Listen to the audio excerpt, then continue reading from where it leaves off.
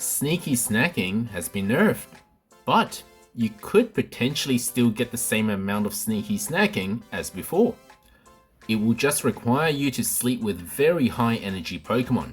Welcome back to another Pokemon Sleep video, it's Bro Vinny here. Remember this video? And I told you guys that healers like Wigglytuff, they're pretty useless if they trigger their skill at the end of the day. And that's because previously, the moment you start tracking sleep, your Pokemon will be farming at a higher energy anyway. And it remains at that energy for the duration of the sleep, but that's been patched and it's no longer the case. Your Pokemon will now start to deplete in their energy as you're sleeping, and only recover that energy when you wake up. So where possible, you should be avoiding oversleeping, because when you oversleep, your Pokemon will just be farming at very low energy rate, since it doesn't get the energy recovery until you wake up. But of course, you still want the 8.5 hours sleep so that you can get a 100% sleep score in total every day. But what energy should you start sleeping at if you want to keep the entire night to be sneaky snacking or producing as good as your Pokemon did before the update? Well, as it turns out, the magic number is 132%. And I'll explain to you how I got to that number. So as we know, and I assume this remains to be the same even after the update, energy works in the stepwise fashion, so like this. So after a critical point is hit, you get a new smiley face. And when a new smiley face appears, your Pokemon will farm at a different rate. So for example, in the very happy face, your Pokemon will farm at 2.2 times the efficiency, compared to that of the very unhappy face, where it will farm at 1 times the efficiency. So to maintain the highest level of farming, the lowest possible energy is 81%. Because at 81%, you will still be at the 2.2 times multiplier of farming efficiency. So our aim is to get to 81% at the end of the sleep. So the question is, what would the sleep have to start with in terms of energy so that exactly 8.5 hours later it ends at 81%? Well, it's actually very simple, because 8.5 hours is 510 minutes, and we know that every 10 minutes you lose 1 energy. So in the course of your 8.5 hours sleep, you will lose 51 energy. And we simply add it to the minimum amount of energy to maintain that highest multiplier, and we get that magic number of 132%. And this number is not really realistic in most cases unless the Pokemon is like a self-healing Pokemon like Tita or Marowak, or if your healers are just really that strong. And in a situation like this Tyranitar here, it's gonna wake up having produced the same amount of sneaky snacking as it did before, because it never left that 2.2 times multiplier the entire night. Now I'm going to show you what you need to do if you do nap sessions to know what your magic number is in order to maintain the highest level of farming rate. And it's actually very simple once again. If you decide to take a very short nap, a 1.5 hour nap, which is 90 minutes. So that means in that time, in the 90 minutes, you're gonna lose 9 energy. And you want it to end at 81%. To maintain that 2.2 times multiplier the entire night. In other words, you want to be starting your nap session at 90% energy of your Pokemon, which would leave you with a session 2 of sleep where you can only do 7 hours of sleep where you'll still get sleep recovery, after which you'll just be running a low energy Pokemon. So for 7 hours, you're looking at 42% depletion of the energy, and you simply add it on top of 81.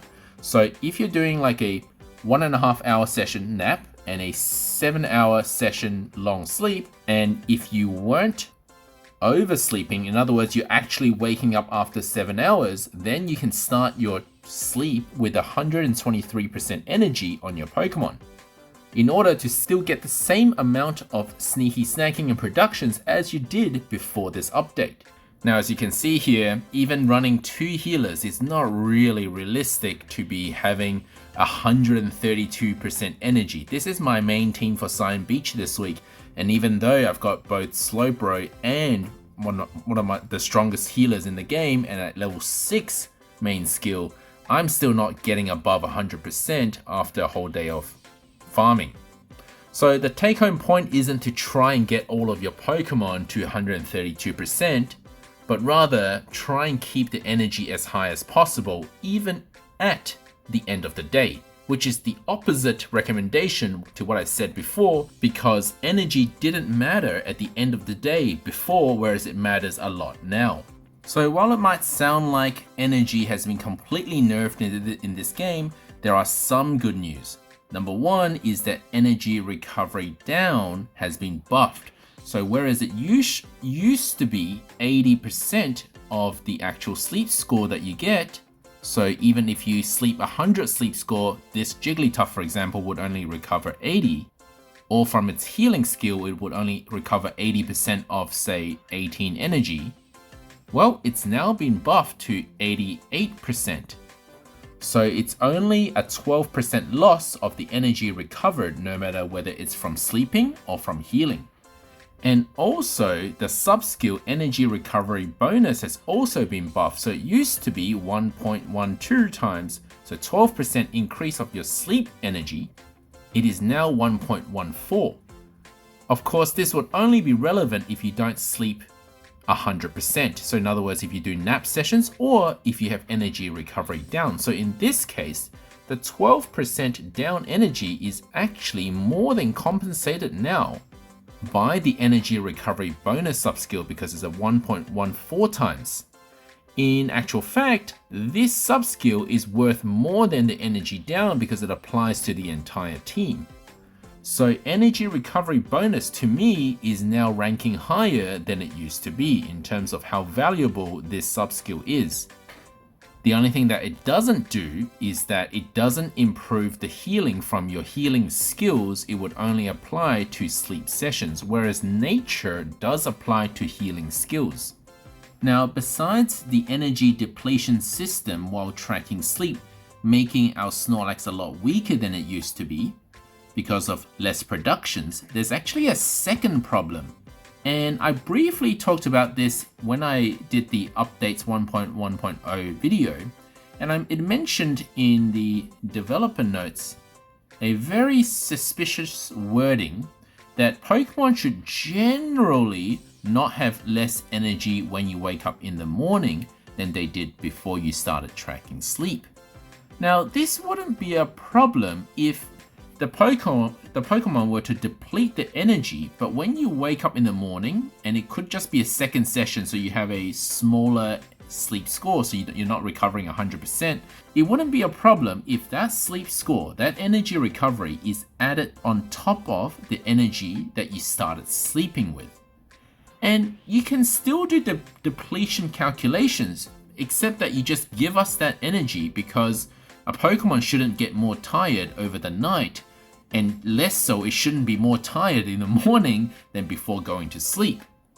But in the way that the developers have designed it, and I double checked this today, the energy recovery in the morning when you wake up from the sleep session is actually added to the end of the sleep. And that's a concern because you can actually end up with less energy than you did before going to sleep. And that, from a sleeping app perspective, that makes zero sense. And this was actually the problem that the PokeGo++ players had when they did nap sessions, unless they used the trick by clearing cache. But now it simply applies to everyone. So let me show you what I did to check this. So I did a short sleep session, 4 hours and 40 minutes, and this is on my alt account. And I had a Pichu that started at 18% energy and ended up at 63% energy. And this was immediately before and immediately after tracking sleep. I had one Pichu on the team that had energy recovery bonus. Now, if the energy were added, so the 55% energy that I got, the 55 sleep score, were added to the start of tracking, I should get 55 plus 18%. But of course, the 55 needs to be multiplied by the energy recovery bonus, the ERB, which is 1.14. and I should end up with 81% energy, which I didn't. I ended up with 63% energy. So the reason this is the case is because in the 4 hours and 40 minutes that I was tracking, the Pokemon was depleting energy. In fact, it depleted 28 energy.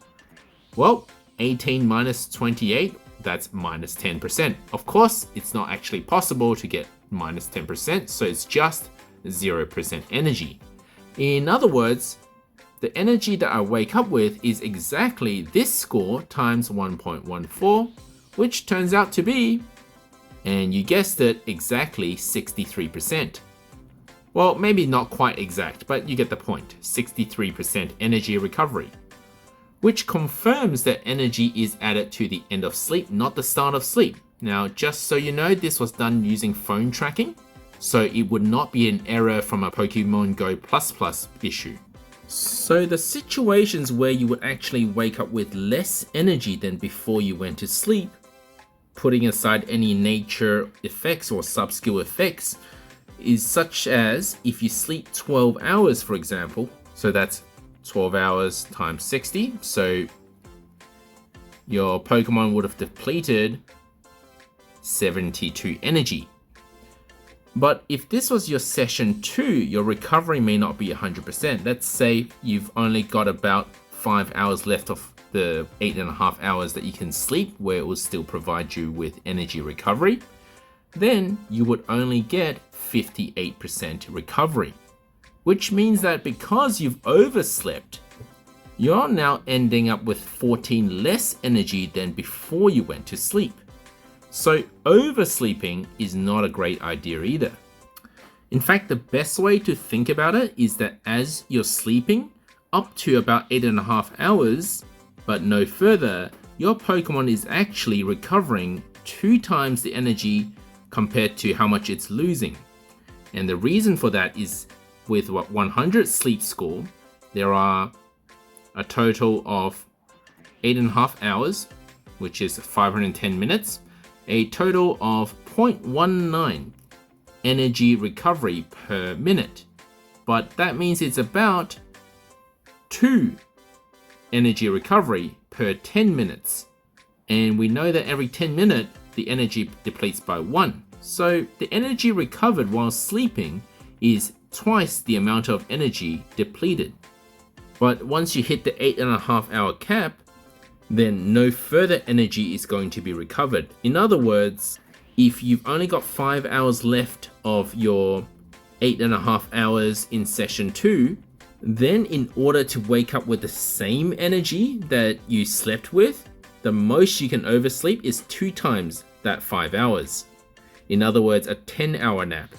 And any further oversleeping is going to cost you so much that you'll actually wake up with less energy than you went to sleep. Of course, you have to take into account the fact that Pokemon can't go below 0% energy. So if you're already at 0%, of course you're always going to wake up with more energy than before you went to sleep.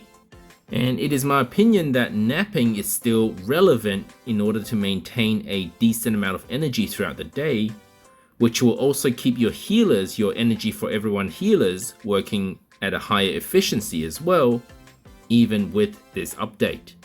There is some good news for ++ users, whereas previously we had a worse time with our energy recovery. Now it doesn't matter. If you want to play the game in the middle of tracking, I don't think it actually makes any difference. In actual fact, it might even be better for you to be logging into the game in the middle of your sleep, because there's a potential for you to just trigger one of these. Oh, it just happened. So I'm actually tracking sleep right now. For you to trigger one of these skills in the middle of the night and then actually recover some energy and keep your Pokemon farming at a higher efficiency by the time you wake up, and then hopefully get another skill trigger when you do wake up. So I said a lot of things, gave you a lot of numbers. The most important take-home point is try to keep your Pokemon as high energy as possible and don't oversleep. Thank you for watching, guys. There's still a lot I want to talk about with this update, which I'll be posting in the next few videos.